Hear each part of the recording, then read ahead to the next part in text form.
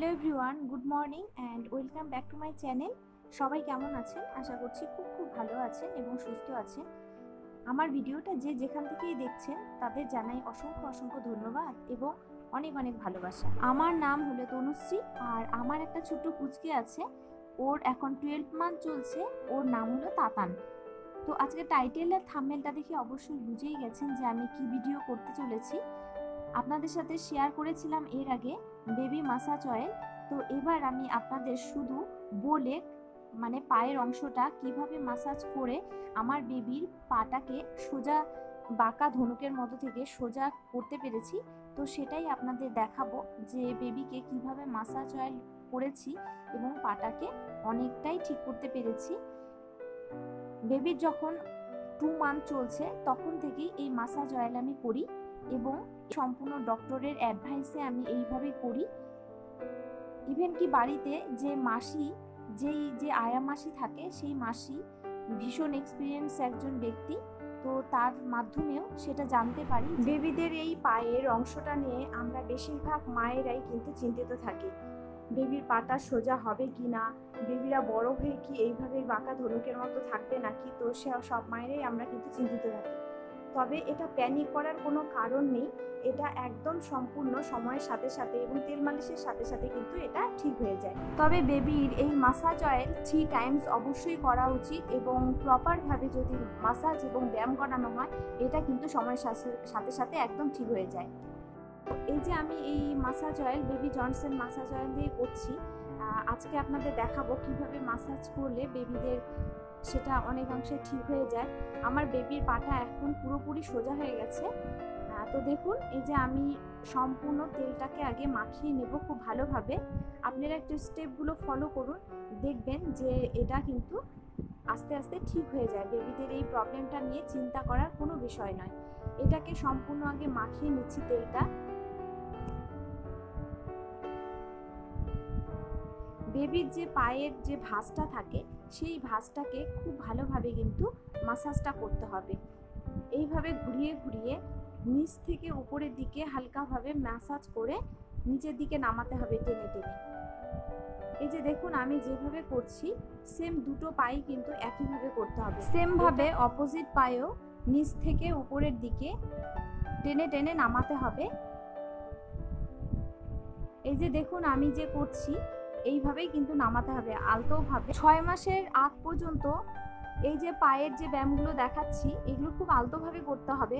আর এই যে চেপে চেপে দিচ্ছি এটা 6 মাসের পর থেকে কিন্তু আপনারা করবেন অবশ্যই, যেহেতু বেবির হাড় একদম নরম থাকে।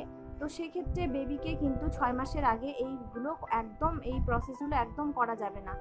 6 মাসের পর থেকেই বেবির এই ব্যায়ামগুলো করাবেন। তাতে বেবির যে পায়ের যে ধনুকের মতো যে অংশটা সেটা কিন্তু একদম অনেকটাই পুরোপুরি 3 টাইমস যদি এটাকে করানো হয় একদম পুরোপুরি ঠিক হয়ে যাবে সময়ের সাথে সাথে।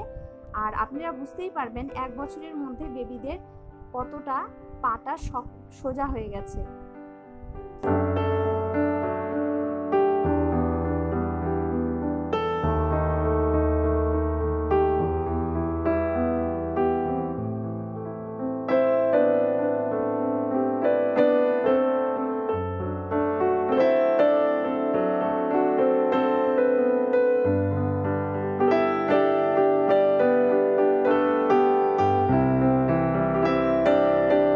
ওপর থেকে নিচের অংশে 3 টাইমস অবশ্যই এটা করাবেন, যাতে বেবির হাড় শক্ত হতে হেল্প করে এবং যে ধনুকের মতো বাঁকা অংশটা সেটাও কিন্তু ঠিক হতে অনেকটাই হেল্প করবে।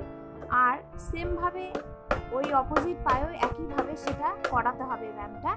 তো দেখুন এই ব্যায়ামটা করিয়েও বেবিদের কিন্তু আরও একটা প্রবলেম সলভ হয়, সেটা হলো ঘুম খুব ভালো হয়। এর সাথে অবশ্যই মাথায় রাখতে হবে হাঁটুর নিচের যে ভাঁজটা রয়েছে সেটা কিন্তু খুব ইম্পর্টেন্ট বিষয়। এটাকে খুব ভালোভাবে ওপর থেকে নিচ পর্যন্ত টেনে টেনে নামাতে হবে 5 থেকে 6 বার করে।